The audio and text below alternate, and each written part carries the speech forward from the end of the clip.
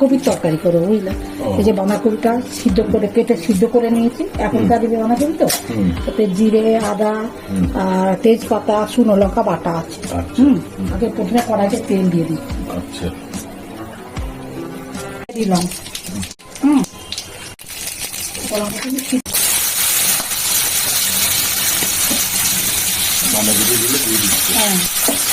একটু ভেজে নিয়ে তারপর মশলাগুলো দেবো। একটু জায়গা করতে বুঝলে।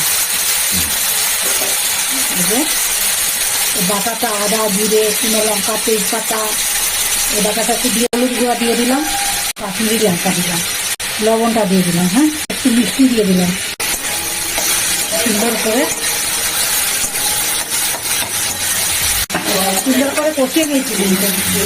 মেথি দিয়ে দিলাম, জলটা দিয়ে দিয়েছি, বাঁধাকপি সিদ্ধে যে জলটা দিয়ে দিয়েছি অল্প কিন্তু কমপ্লিট। হ্যাঁ হ্যাঁ হ্যাঁ, যা যা মশলা হবে